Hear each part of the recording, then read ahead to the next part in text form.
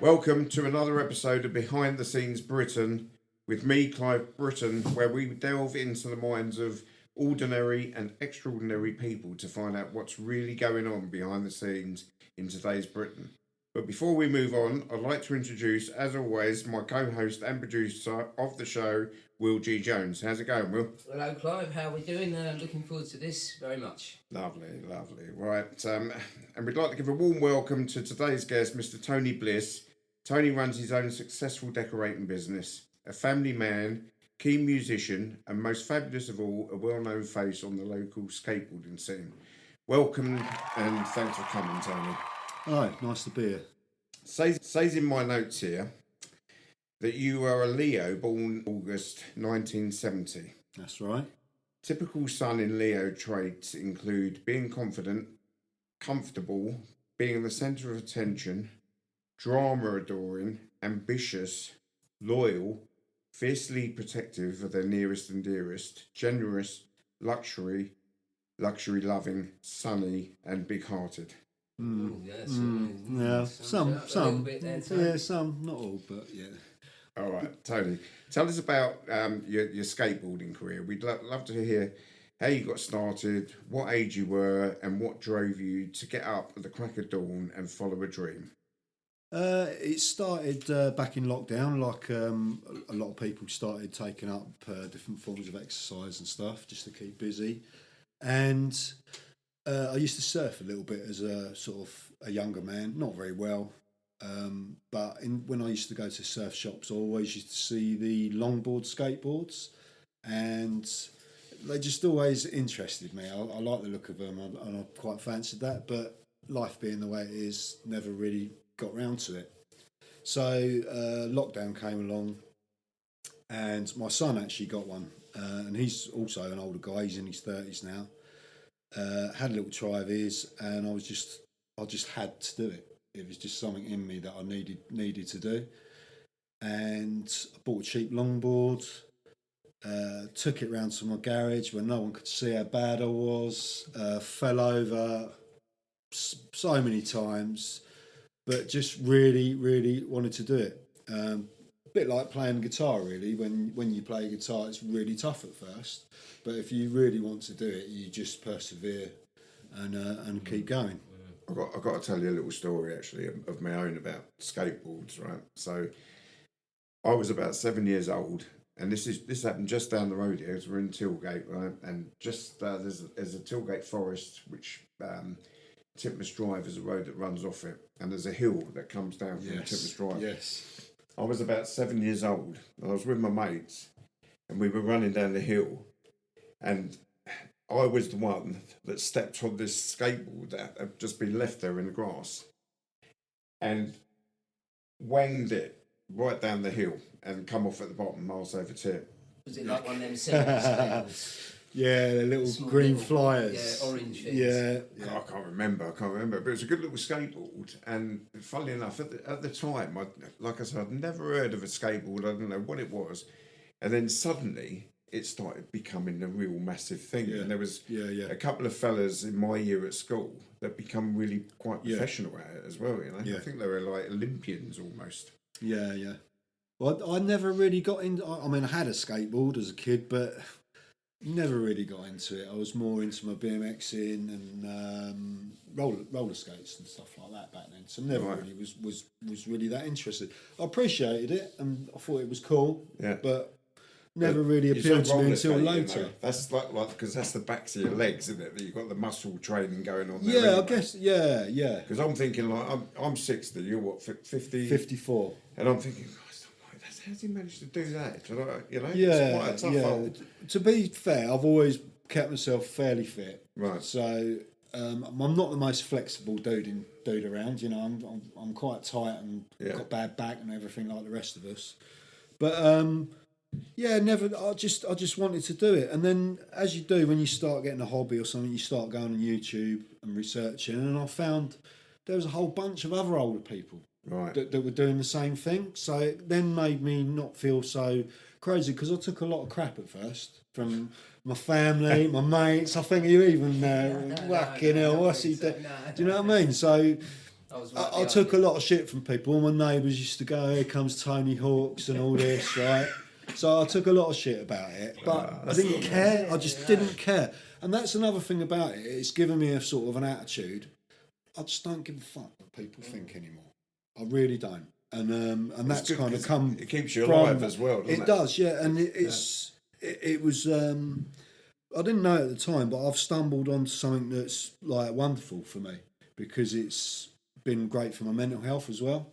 I think in later life, a lot of us suffer with some sort of mental health and a bit of depression, And we need something to and we keep us stable, need something, don't we? yeah, because it's something you can take the pills and all that, but they don't work. No. All they do is mask a problem, right? Well, it depends on what pills they are. Yeah, exactly, yeah.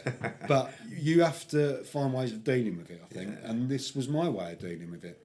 Fantastic. Tell you what, it leads me on to my next question here. So you're a family man.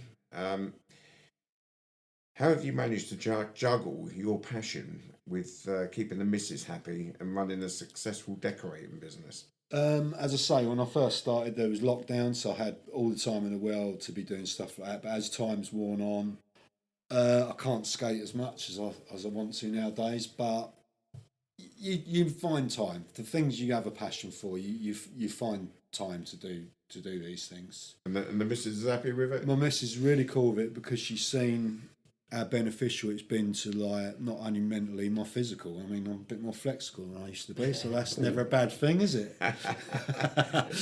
Bit of excitement. Yeah, Sounds a good. bit fitter Yeah. and a bit more flexible. Sounds nice. How many kids have you got, and what are the names? I've got 2 kids. They're grown up now. I had my kids very, very young. My first child at 17, Marcus, and then Thomas when I was 18. So I've kind of always been a dad, like, it feels like that anyway. So they're grown up now, and I've got grandchildren and stuff like that. And my eldest, Marcus, is a special needs adult who still lives at home with us. Oh, okay. Tell us a little bit more about that. I work at a school. Yeah, Manor Green. yes, which yeah. is Marcus used to special go to needs. Manor Green. Oh, right. Yeah, Okay. yeah. It used to be Caffrington's, and then it all got That's right. amalgamated with Deerswood, didn't it? Absolutely. Yeah. But he spent a few years at Manor Green. Absolutely fantastic place. Oh, okay. That's probably before I started. I've been there 14, 15 years.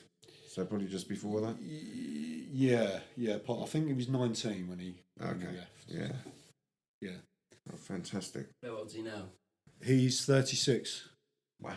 Yeah. Goes quick, doesn't it? Yes, yeah, it does.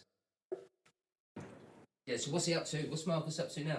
He goes to a day centre that's provided by our county council for special needs adults in West Green, as called the Charity Centre, which is I think it's part of the church or some church. Yes, I know where the idea Yeah, is. so he goes there, and now before lockdown, he was at a place called Ifield Hall, where it was an old place, but it was all based there.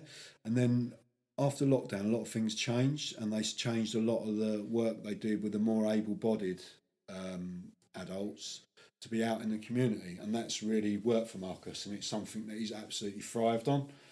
Made him a much more like independent person, because now he's out, he's learning how to use buses and all these sorts of things, and with a view for him to be doing this totally independently. Oh, that's good. So he's come on a long, long way. More so now than probably since he was a young child. Right. He's really like improved, and he does his own thing. He's his own man, and Marcus is the loveliest guy you could ever meet. I mean, he never fails to make me happy. You know, when I see him in the morning, he's always smiling. You always said that, Tony. Yeah, and it's kept me as really grounded as a person. Yeah. Saved my life, actually. Right. Yeah, that's the way I look at it. If it hadn't been for my 2 kids being young and being the time, Something to live for. I grew up on all the weld and acid and all that, and all my friends would bang into it, and I never really was. And I'm the sort of person that if I had been, it could have been bad. It could have been dangerous for me. So who knows where I'd have been. So I see Marcus, well, both my children, but Marcus in particular, has been saving me and making me the person I am today, really. Do you ever sort of worry about what's left for him in life, and you know how things might be in years to come? And Definitely, yeah. There's a few things. One thing that really upsets me is that he'll never have the joy of making love to a woman and things like that. And and it's something I think about. But then I've come to realise that he don't care. He don't know any difference. So it doesn't bother him one bit. Yeah. It's me that's me. My weaknesses, not his.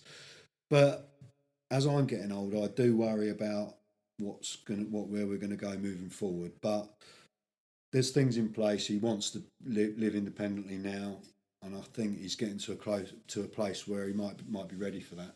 With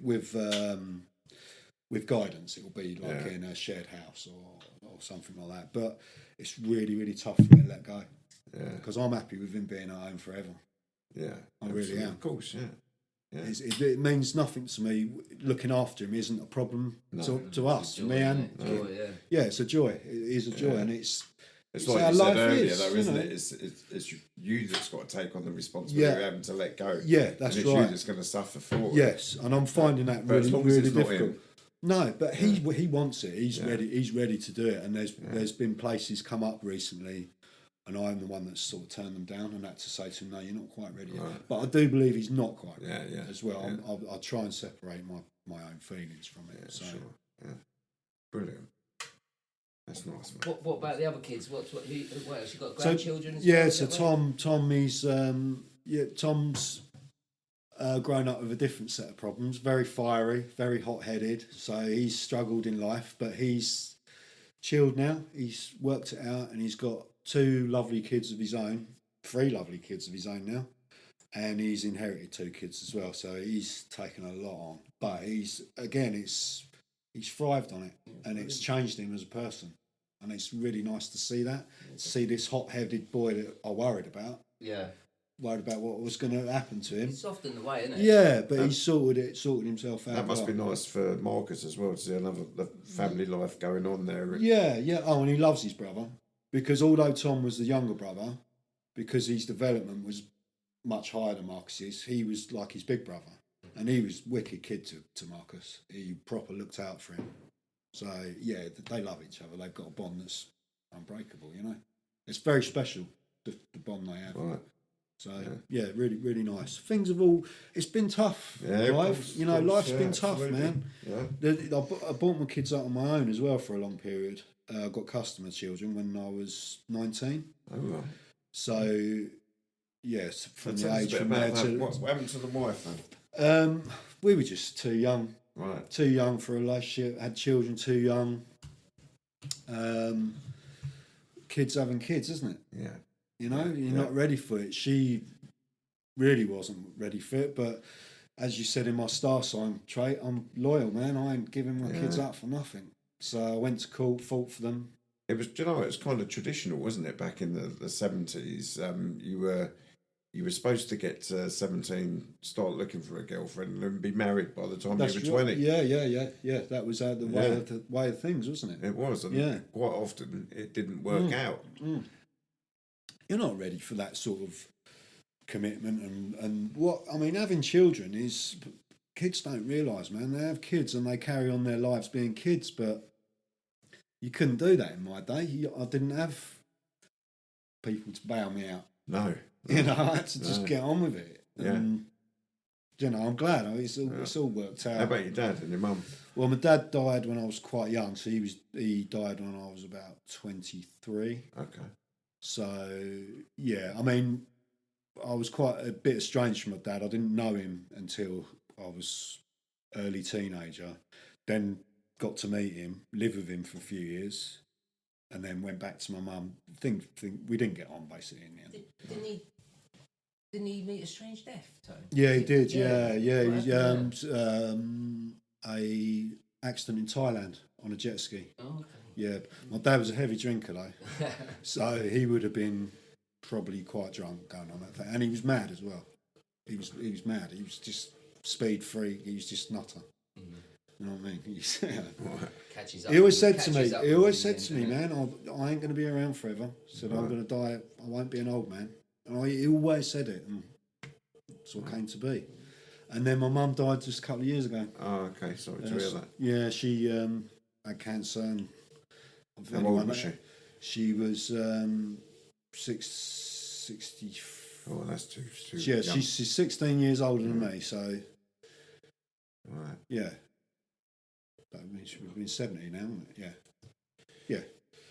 So yeah, quite young. So, you're also a keen musician. Can you tell us a little bit about that?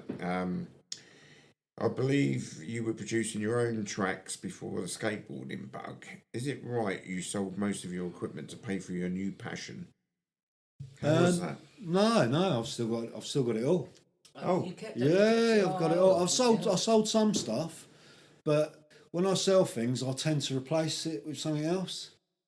So yeah, it's either an upgrade or I've amalgamated two into one or something like that. So yeah, I've still got a lot of my stuff. So you didn't sell all your guitars for skateboards? No, I've still got. Okay. I mean, I've slimmed down. I've lost a few of them, but I had something like 10 of them at one point.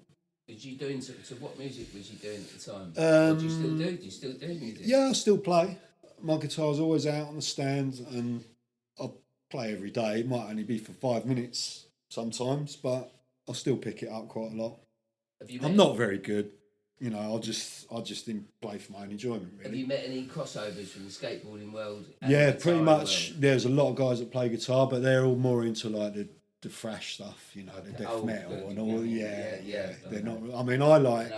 Will, you know me well. I like a wide range of music. Yeah, you know, from classical to everything. You know, but I'm not a fan of that sort of stuff. But yeah, I mean, I used to play with Will years ago in a band, and have kind of dabbled ever since. Really, I had a few years where I didn't play for a while, and then when I turned 30, I decided that I was going to learn properly and started doing grades and stuff on the guitar. Okay. And got to a reasonable level, but I forget things. So if you ask me to do any of it now, I probably wouldn't be able to do it. But I'll keep my hand in, and then I kind of got into synths and stuff and started to do some really like weird experimental sort of almost sort of horror soundtracky sort of bits and bobs, and just really got into it. But as you said earlier, the skateboarding takes up a lot of my sort of hobby time now. But I've got all my gear still. That seems like your main thing, though. Only because I'm getting older, Will, and I know I've got a time. Skateboarding, though, can you tell? So where did it all start? Have you had any injuries? Anything happened? Oh yeah, when I first started, I pulled all sorts of stuff, pulled my ankles, my knees, all sorts of stuff, and then I got all right on it. And then after about a year riding around longboards, I discovered these things called surf skates, which mimics the surfing feel and style. And then something I thought I'd never do, I started going to skate parks and I started riding bowls and all that sort of stuff. And I've injured myself. I mean, I'm always falling over, Will. Literally. I'm always falling over and hurting myself. But at the moment, the pleasure outweighs the pain, really. I know time's getting on. Each year I'm getting older, and I'm feeling it as well now. Any major injuries? Yeah, I had quite a bad one on an e-skate. I came off going quite fast down Worth Way on a trail path, all full of gravel and stuff, and I came off doing about 20, 25. Had pads and everything on, and just hit my side, rolled, and just got a load of gravel and crap like forced into my elbow. You see that, Clive? Oh, yeah. Penetrated right into the bone. I was in hospital for a week, nearly lost my arm because it got infected. It was really, really bad. But I think the day after I got out of hospital, I was back on the board again. I just love it. I just love it, man. It's just nothing's going to stop me until I feel like I'm really old and I'm really going to hurt myself, you know, because I love it. And, you know, you got to follow your passion while you're still going, haven't you? If it keeps you young. One day I'm not going to be able to do this. Yeah. You know? If it keeps you young, just keep going. Yeah, absolutely. That's what you want to do. And I can just say that when I started going to skate parks and stuff, I used to go really early in the morning so no one would see me, right? Right. And then I started going there, and there'd be other guys my age there. One or two, right? And we started to get chatting, and they'd all have a similar story to me. They'd either skated when they were younger and they decided to start again. And now we've got a group, we've got a Facebook group, nearly 400 strong, wow, of older people, males and females, Brilliant. and we've got a regular group that meet at Crawley Skate Park every weekend. Sometimes there can be like 12, 13 of us. And we're all older dudes. And we're all shit. We all fall over. It's funny, though, you isn't it? know what 'Cause I mean? you would imagine if you saw a skateboarding group on Facebook, Yeah. like, you'd think they were all like 13 Well, years old, wouldn't you? Generally they are. But they all hang with us. They love us. They think Brilliant. we're That's really great. man. And good it's- peers as well. Yeah, and it's For just, them. honestly, you Good see guidance. these skater kids and they you look at them and you think they're a bit dodgy. They are the loveliest kids you've ever met. you Honestly. find that, yeah. They They're really focused, are. They've got that thing on them, haven't They're they? polite. I mean, you get the odd tosser, but you get that everywhere, don't you? But honestly, that's been a real eye opener for me. Is the skate community has been absolutely awesome and very welcoming to all us old guys. Yeah. You know, Nice, yeah. so that's something that's a beautiful thing. You know, Yeah, it is. That's nice to hear in a world we live in today, isn't it? Damn You know what I mean? right. When someone, See, we often go, fucking kids, they're this, they're that. They're not all like that. No. Some of them are really, really nice lads. You know. Yeah. Okay. Right. Well, this has been great. Thanks for being so honest and with us. Pleasure. We're going to change gear a little now. Okay. As our regular listeners will know, it's time for our quick fire round. There's no right or wrong to this, just an answer, one or the other. No sitting on the fence. Are you ready? Yep. Apples or oranges? Oranges. Wine or beer?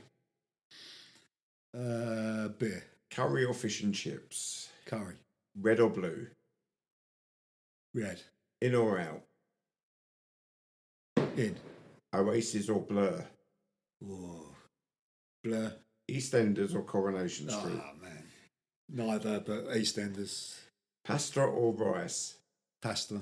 Day or night? Day. Deep pan or thin crust? Thin crust. Ketchup or brown sauce? Ketchup. Sweet or sour?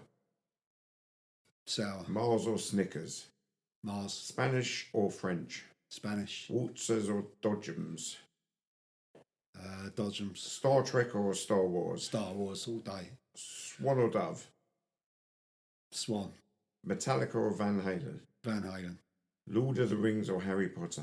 Lord of the Rings. Walkers or Pringles? Walkers. Liverpool or Manchester?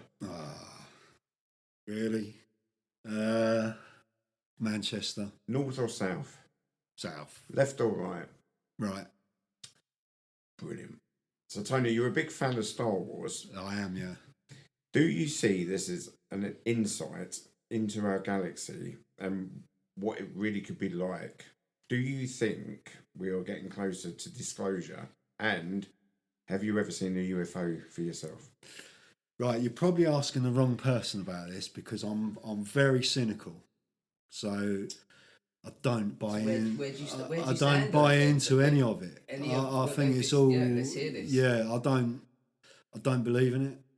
You don't believe in. I don't believe in UFOs or anything like that. There's not. So where does the Star Wars connection come in? I just like the science, the fantasy. the fantasy. the So fantasy You're of it, saying yeah. that our whole what we've been led to believe is a fantasy by government, states, higher states, higher powers? Possibly, but I'll be honest with you. I don't go there in my thinking. Really? I really don't. Yeah, don't get me wrong. My eyes are open to stuff. Well, yeah. What Right. sort of stuff?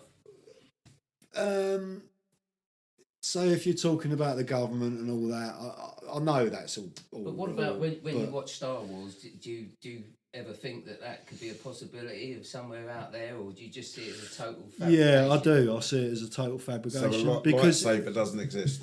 no, I mean possibly someone could knock one up, but not that you can. I was going to say, not- I've got one. Look, I'm open-minded, right?